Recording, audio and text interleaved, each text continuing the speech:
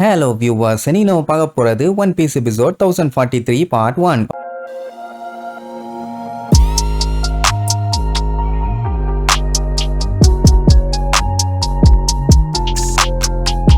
Open பண்ணா போன பாட்டுல அந்த பிளாக் மரியா ஃபர்ஸ்ட் நம்ம ரோபினுக்கு இல்யூஷன்லாம் காமிச்சு அவளை புடிய ட்ரை பண்ணால, ஆனா வேலைக்கே ஆகல. ரோபின் தான் உஷாராச்சே. சோ அதுல இருந்து அசால்ட் எஸ்கேப் ஆயிட்டான். அப்படியே சுத்தி எல்லா இடத்தையும் காட்டுறாங்க. நல்லா தகன்னு கொழுந்து விட்டு எரியுது. எல்லாம் அந்த உரோச்சி பார்த்து விட்ட வேலை தான். சரி, இங்க நம்ம ரோபின் தப்பிக்கிறத பார்த்த உடனே அவங்களுக்கு எல்லாம் செமையா கடுப்பாயிருச்சு. அவளை இன்னைக்கு விடவே கூடாது, எப்படியாச்சும் புடிச்சே ஆகணும்னு. ஏன்னா இல்யூஷன்ல அசால்ட்டா மாட்டிக்குவான்னு நினைச்சு கடைசியில பண்ணு வாங்கினதுதான் மிச்சம். அந்த டைம் ப்ரூக்கும் கம்பெனி கொடுக்க வந்துருவான்னு வைங்க. வந்தவன் ஏமா உன்னைய புடிய ட்ரை பண்ணி அவங்க தான் ஏமாந்து போயிட்டாங்கல்ல, என்கிட்ட சொல்லிருக்கலாம்லமா. இவளுக்கு ஏதாச்சும் ஆயிருமோன்னு அவனுக்கு கவலை. அது அவளுக்கு சந்தோஷமா இருக்கும். ஆனா என்ன அவளுக்கு கடுப்புன்னா, எவ்வளவு தைரியம் இருந்தா அவளோட மெமரிஸ் கூடயே அவங்க விளையாடுவாங்க. அவங்கள பொழக்காம விடக்கூடாதுன்னு செம்ம காண்டாவாங்க. இந்த பிளாக் மரியாவோட ஆளுங்க 3 பேர் இருக்காங்கல்ல, அவங்களால நம்பவே முடியல. ஏன்னா இது வரைக்கும் அவளோட இல்யூஷன்ல இருந்து யாருமே தப்பிச்சது இல்ல. இவங்க எப்படி தப்பிச்சாங்கன்னு தான் ஒரே குழப்பம். உடனே பிளாக் மரியா ஃபயர்லாம் வச்சு அட்டாக் பண்ணுவா. ஜஸ்ட் மிஸ்ல எஸ்கேப். அவளால நம்பவே முடியல. எப்படிமா, எப்படி நீ உங்க அம்மாவையே தூக்கி போட்டு அடி நடிச்சிட்ட, ரொம்ப கொடூரமானவளா இருப்ப போலன்னு சொல்லி அப்படியே பின்னாடி ஃபாலோ பண்ணி வந்துகிட்டே இருப்பா. ப்ரூக் தான் செம பீதியில ஓடிட்டு இருப்பான். என்னடா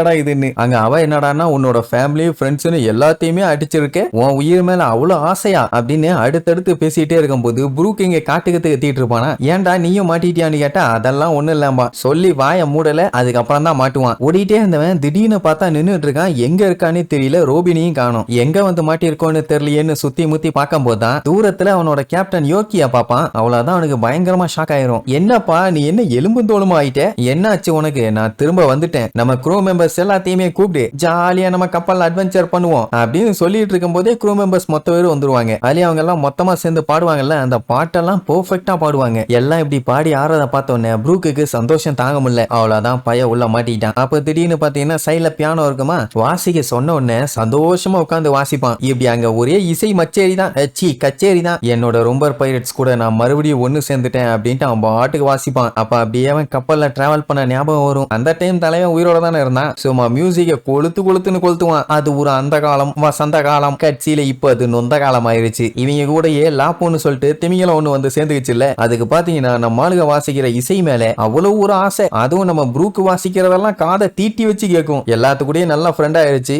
என்ன கிராண்ட் லைனுக்கு வரும்போது மட்டும் கழட்டி விட்டு வந்துட்டானுங்க. எல்லாம் அதோட சேஃப்டிக்கு தான். சரி, இப்படி பழைய விஷயம் எல்லாத்தையுமே யோசிச்சுட்டு இருக்கும் போதுதான் கேப்டனா இல்யூஷன்ல வந்தானே, அவன் தான் வில்லனாச்சே. இல்யூஷன்ல அப்படி தெரியறான், மத்தபடி பிளாக் மரியா ஆள் தானே. ப்ரூக் வாச்சிட்டு இருக்க அந்த கேப்ல 3 பேர் ஒன்னா சேர்ந்து கத்திய வச்சு ஒரே போடுவாங்க. பார்த்தா திடீர்னு ப்ரூக்க காணோம். எல்லாம் எங்க போனான்னு சுத்தி முத்தி தேடுவாங்க. எங்கேயுமே இருந்த மாதிரி இல்ல. பையன் இல்யூஷனுக்குள்ளேயே இல்யூஷன் காட்டுறான். அப்ப ப்ரூக், என்ன கொடுமை இது கொடுமையிலும் கொடுமை. என்னோட க்ரூ மெம்பர்ஸ் எல்லாருமே செத்துட்டாங்க. அவங்களை இனிமேட்டு என்னைக்குமே பார்க்க முடியாதுன்னு எனக்கு நல்லாவே தெரியும். அப்படி இருக்கும்போது என்னை அட்டாக் பண்ண வந்த நீங்க எப்படி என்னோட க்ரூ மெம்பர் ஆவீங்க அப்படின்னு அவன் பேசிக்கிட்டே அவங்களுக்கு வெட்டு மேல வெட்டு போடுவான். அப்ப அங்க இருந்த 2 பேரும் காலி. கேப்டன் ரூபத்துல இருந்தானே ஒருத்தன், அதான் அட்டாக் பண்றான்னு தெரியுது இல்ல, அப்படியே ஓடி இருக்கணும். அதை விட்டுட்டு ப்ரூக்கு நீ என்ன பண்ற, அவங்க எல்லாம் நம்ம ஆளுங்க, அவங்கள அப்படி பண்ணலாமா, நீ மாறிட்ட அப்படின்னு உடனே, டேய் சும்மாறா, நானே வழியில இருக்கேன், என் க்ரூ மெம்பர்ஸ் எல்லாருமே செத்து போயிட்டாங்க, இல்ல நாங்க உயிரோட வந்துட்டோமா, டேய் சும்மாறா,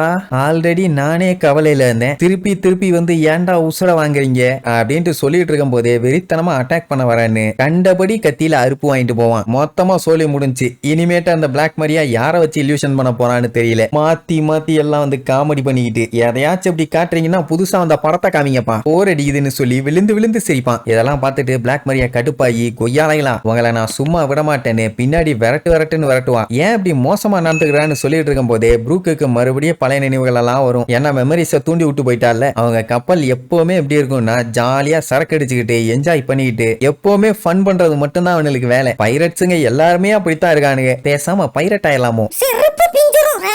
ஓகே வேண்டாம். சரி, ப்ரூக்கும் பாத்தீங்கன்னா அவன் டீம் கூட சேர்ந்து செம ஜாலியா இருப்பான்னு வைங்க. ஆனா அந்த சந்தோஷம் ரொம்ப நாளைக்கு நீடிக்கல. இப்படிங்கிறதுக்குள்ள எல்லா சம்பவம் நடந்து அத்தனை பேருமே செத்து போயிட்டாங்க. 50 வருஷம் கிட்ட கப்பல்ல தனியாவே ஒரே ஏரியாக்குள்ள சுத்திட்டு இருந்திருக்கான். அட்லீஸ்ட் வெளியில வந்து இருந்தான்னா பரவாயில்ல. ஷேடோ இல்லாத பஞ்சாயத்து அங்கனையே இருக்க வேண்டிய நிலைமை, அதுவும் தனியா. 50 வருஷம் தனியா இருந்தா எப்படி இருக்கும் யோசிச்சு பாருங்க. அப்ப எவ்வளவு கஷ்டப்பட்டிருப்பான். சொல்ல போனா ரோபினுமே ரொம்ப கஷ்டப்பட்டிருக்கான்ல. 2 பேத்துக்குள்ளயுமே காமனா நிறைய விஷயம் இருக்குதும்பா. ப்ரூக்கு அவன் உயிரோட இருக்க நினைக்கும் போது முதல்ல ஃபெல் ஹாப்பி. அதுக்கப்புறம் ஒரு நல்ல டீம்ல போய் மறுபடியும் சேர்ந்துட்டால, அது அதை விட ஹாப்பி. நம்ம குரூ கூட சேரும் போதெல்லாம் கதறி கதறி அழுதுருப்பான். எல்லாம் சந்தோஷத்துல தான். அதனால ரெண்டு பேருமே என்ன ஆனாலும் சரி, நம்மளால நம்ம ஃப்ரெண்ட்ஸுங்க கஷ்டத்துக்கு போயிடக்கூடாது, அதனால நம்மளால முடிஞ்ச எல்லாத்தையும் பண்ணணும்னு சொல்லிட்டு ஜாலியா பேசிட்டு ஓடுவாங்க. பிளாக் மரியா சும்மா இருப்பாளா? வன்னியோட நெருப்பு பறக்க பறக்க ஒரு வெப்பனை வச்சு கண்ணா பின்னா அட்டாக் பண்ணுவா. புதுசு புதுசா கொண்டு வந்து உசுர வாங்கிட்டு இருக்காங்களேன்னு புலம்பிக்கிட்டே போவாங்க. அவ எங்கெல்லாம் அடிக்கிறாளோ அந்த இடம்லாம் கொழுந்து விட்டு எரியுது. அதுக்கப்புறம் மறுபடியும் சுத்தி சுத்தி ஜம்ப் எல்லாம் போட்டு வந்து, நீங்க என்னோட இல்யூஷன்ல இருந்து வேணா தப்பிச்சிட்டீங்க, ஆனா இன்னுமே நீங்க கனவுல தான் இருக்கீங்கம்பா.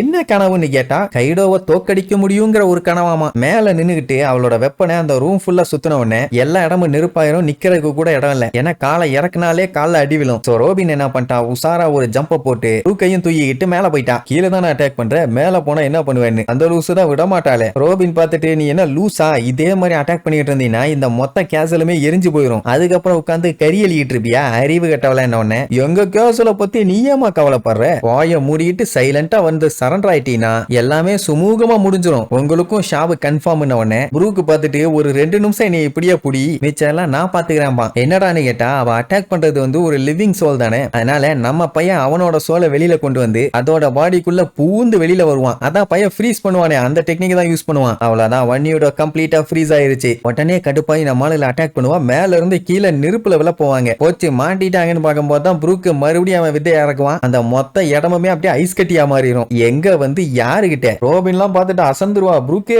மாஸ் காட்டிட்டான்னு. ஏன்னா கொஞ்சம் விட்டுருந்தா ரோபின்லாம் நெருப்புல சிக்கி இருப்பான். பிளாக் மரியாக்கு கடுப்பாயிரும். உங்களுக்கு எப்ப கிவ் அப் பண்ணுவோன்னு தெரியல.